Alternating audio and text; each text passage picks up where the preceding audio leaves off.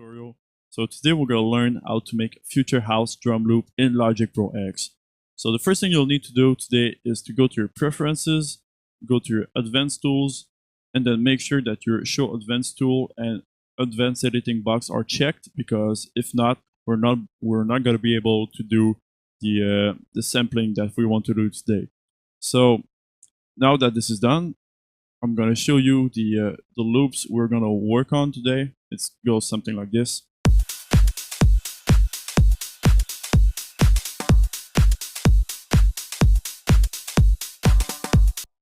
All right, so now that you heard what the loop is going to sound like, let's go to the sampler. The sampler I'm going to use today is Eİrᴛᴇʀᴛ because it's the one that comes with Logic. You can use any sampler that you like, machine, battery 4, whatever, it's not important. So now I'm going to go to Eİrᴛᴇʀᴛ and to the edit button right here. The edit button is what we just enabled by going to the preferences in Logic. So then we open this and we are in the sampler view. Now, there is already some samples loaded in because this is the loop I made earlier, but I'm going to show you real quick how to add your own inside it. So you got to go into your browser right here and then go to your hard drive and select your favorite sound bank. Now, I use Cymatics Infinity for this tutorial, so I'm going to go into one-shots, in cymbals and hi-hats. Hi-hats, for example, I could use an open one and just start listening to some that I like. Let's say I like this one. So I'm going to take it and I got to drag it exactly on the note I want to play it on.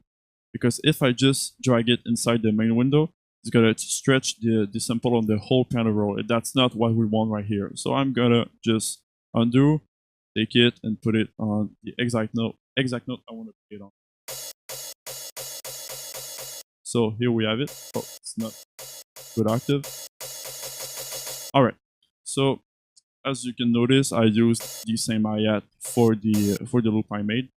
So let's just erase this one. And there you go. You can make your own library of samples and hi-hats and stuff.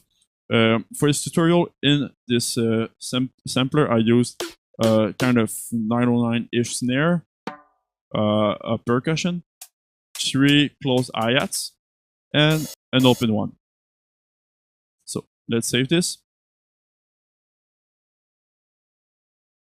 All right.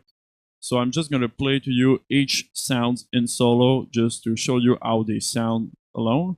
So I got a 4 to the floor kick pattern right here, nothing special. Then I got my main clap, which sounds like this.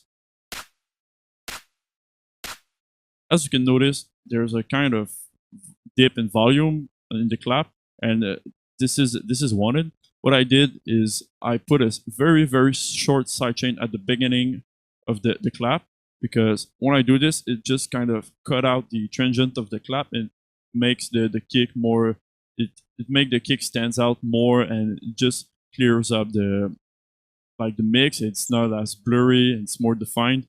And what I did as well is that I pre-shifted the clap.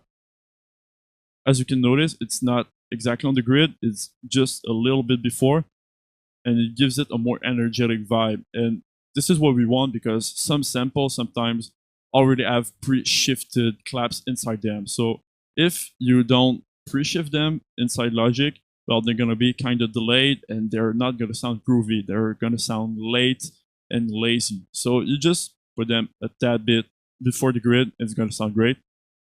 Now, the kick and clap together sounds like this. This is the clap without the sidechain. With the sidechain, it's pretty subtle, but I prefer it that way. It cleans up the transient. Now I got an open hi-hat right here. I did some EQing on it just to give it a little bit more body and take out some harshness. I just rolled off a little bit after 7,500. Now I also added a ride. The ride is very, very subtle. It's very quiet in the mix. So as you can see, I dropped it 17 dB and then 13 dB as well here. And I made a pretty big dip around 1K just to make it glue better with the rest of the mix. And then I sidechained it. So it's very, very subtle. It's almost just like a noise.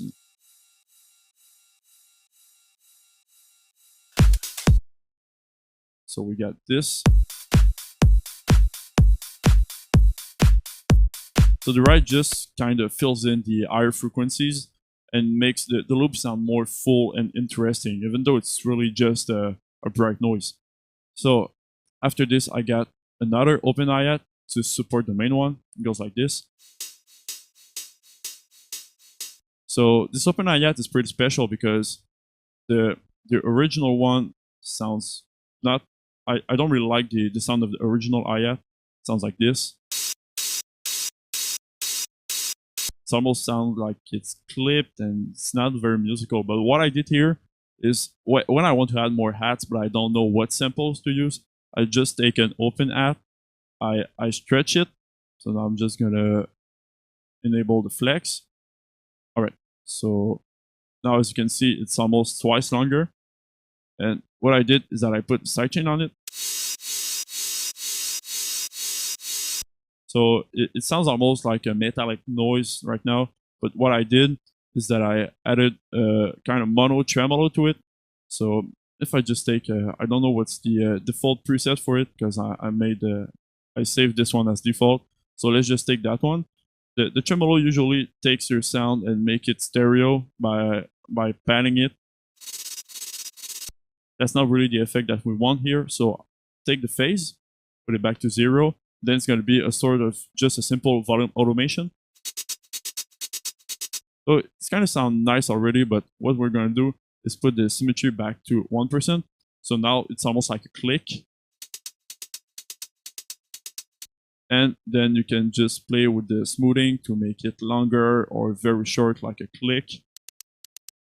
Let's just put it around here. And you can adjust the rate. I like to put it at 1/8 because if I put it at 1/16, well, I can't swing this hi-hat. So if I put it at 1/16, it's gonna clash with the rest of the hi-hats, which are pretty swinged since it's future house music. So it sounds something like this with the other open hat, and the rest of sounds, it's gonna sound like this. And I added just a little noise as well. I did in Serum. It's really nothing special, just a little bright noise with a formant filter and a little filter right here with a lot of resonance, just to give it some more color. You can just take some pre-made effects from cymatics as well. It's not important. And then there is the last one, the closed hi-hats.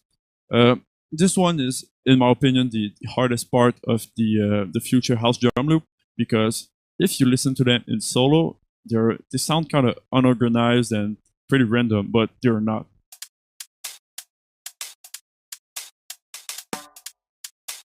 All right, so the role of the closed hi-hats here are to emphasize the open ones and to create a more interesting rhythm with them. So if I play them with the open hats in the right, just to give it a sort of metronome, it sounds like this.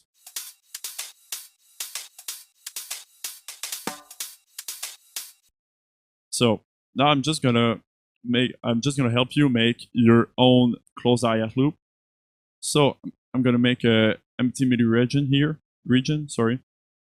All right, and I'm gonna make a sort of ghost open hat just so we can see it inside the loop. So let's take this, copy it for the whole loop. Yep. All right, and then let's just mute the whole thing. Okay, cool. So now we have our loop, but with no closed hi-hats. So what's very important here is to put swing inside your hats. So what swing is actually is just it is a sort of quantized option that delays some of your notes, and these notes are depending on what you selected every even 16th or 8th note. So in future house music, we're going to use the 1/16th swing because it's just a lot more groovy and fast. So you can do it manually just by, I'm going to show you what it does when you quantize in 1/16th, so you can do it yourself afterward.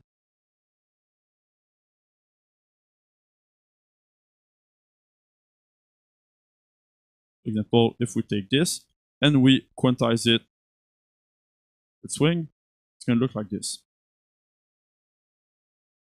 As you can see, every even 1/16th note are delayed, while every odd one are straight on the grid.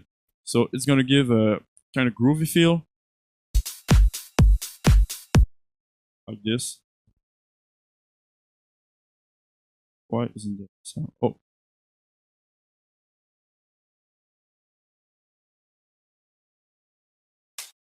Oh, I'm not on the right octave.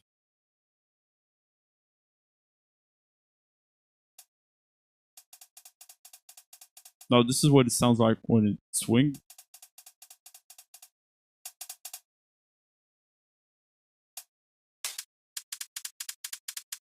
So you can do it manually, like how I said, just by delaying the every even 1/16th note you're adding. So I'm just gonna delete this, and then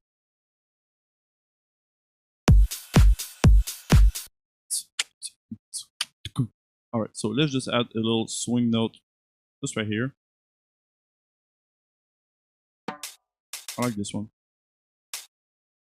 Let's just make it a tad bit later. All right. So as you can hear, it's pretty more groovy when it has some swing to it, because if not, it sounds pretty rubbery.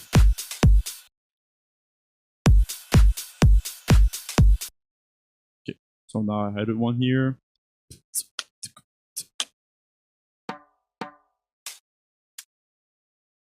Let's just maybe this.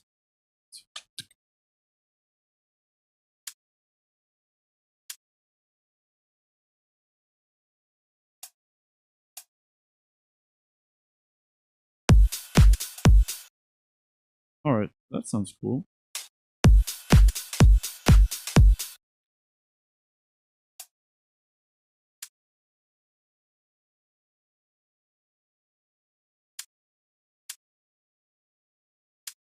So I really like to swing pretty much every note I had. So when I put adds, it's almost always on the even 1/16th note in the grid. So now that this, we can copy paste it just to give us a sort of backbone, so we can add variations later. One last time.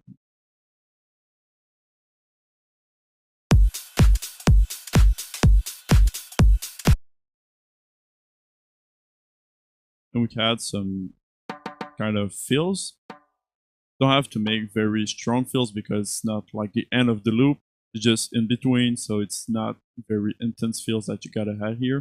So like this.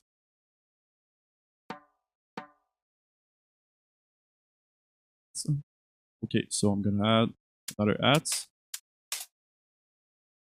which is gonna be straight on the grid because it's an odd 1/16th note.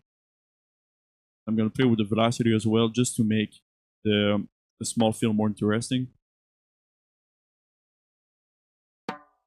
Harder, like this.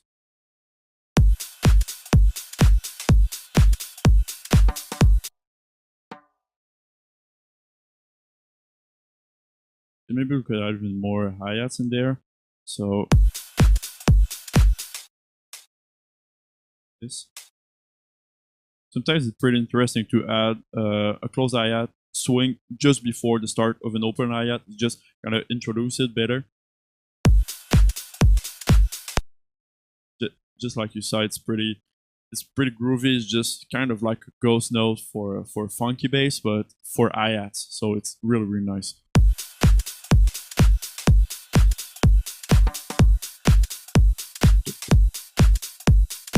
Then we can add another fill right there. Just like the first one, but with one more note in it, just to give it more powerful feel.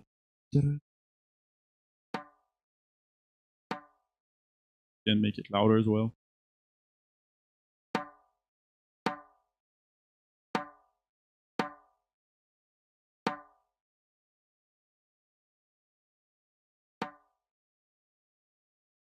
Okay.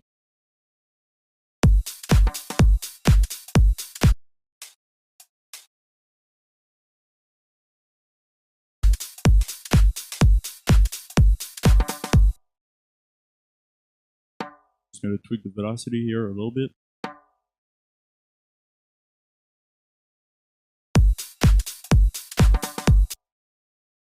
Just copy it. And for the last fill here, I'm gonna erase these and maybe put that 909-ish snare that we had in the beginning. Yes.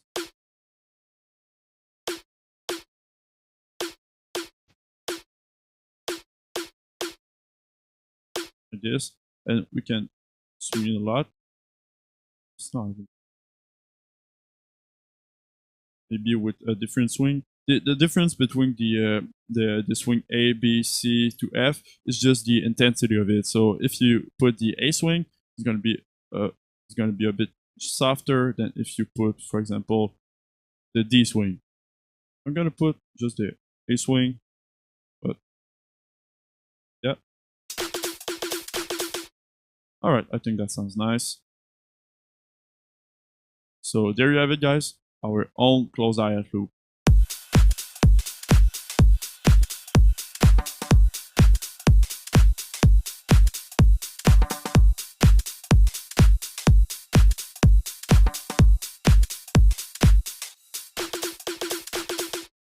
All right, so I hope you enjoyed the tutorial and see you soon.